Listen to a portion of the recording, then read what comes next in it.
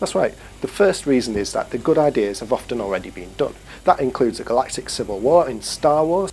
That was the heat of the battle. That was where everything was going wrong, where there was the most conflict, the most drama. Star Wars Episode 7 is quite cleverly trying to continue that. But when it came to the prequels, it didn't work. There was no huge conflict. And as we know, films are all about conflict, conflict, conflict. And for me, that's the real problem with prequels. Screenplays generally always start late and finish early. In other words, they start right in the middle of the conflict if they do it right. You leave just a bit early so that the audience wants a little bit more. But with prequels, you have the huge problem that you've already done that. So now you're going to a bit before all the exciting stuff, and you're kind of having to make something new happen. Sometimes that may work, but often it just doesn't work. You're there in a sort of empty landscape trying to create a drama and a conflict where there wasn't any, because it was all backstory to the movie where there was huge conflict.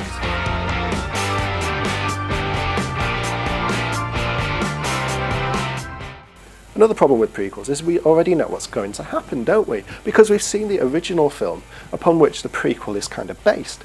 In other words, if they're in the original movies, then they live. And if they aren't in the original movies, then they either die or are irrelevant by the time those movies happen in the timeline.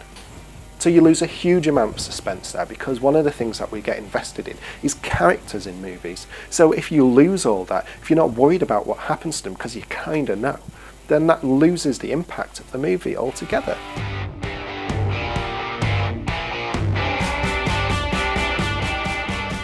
Another huge problem with prequels is that they are an intellectual exercise. They're there to fill in the gaps with what happened before.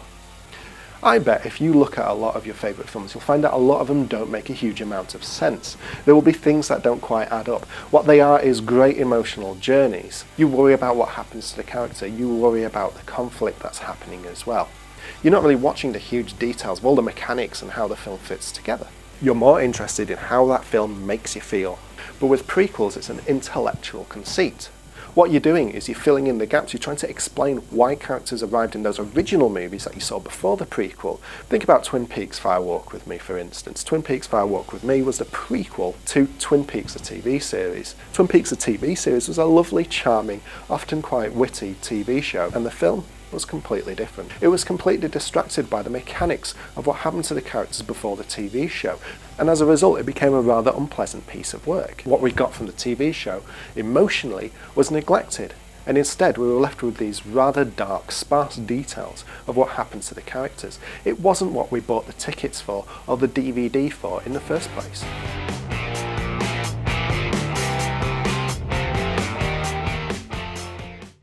Another problem Hobbit fans will be aware of is bloating, and that's the real problem that kind of feeds off from all these other points that I've mentioned before. You see, when you watch the original films, all the key events were quickly relayed to you in something called exposition. Now, we may curse many a film for bad exposition, but what it does is cut us right to the chase. We're not interested in all the little fineries, what they had for breakfast, who they fell out with to make them the person they are today. We just needed to know who those characters were for the events of the story we were watching to unfold. But now we've got 2 to 3 hours to fill, and what a problem that becomes, because now, suddenly, you're going to have to make stuff up. The Hobbit was ripe for film adaptation, just as it was.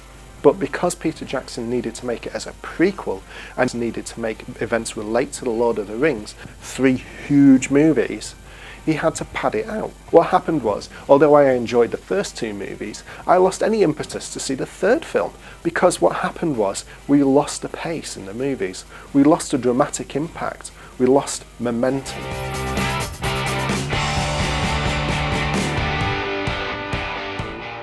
When it comes to the story, prequels are a bit of an unsolvable paradox. And what do I mean by that?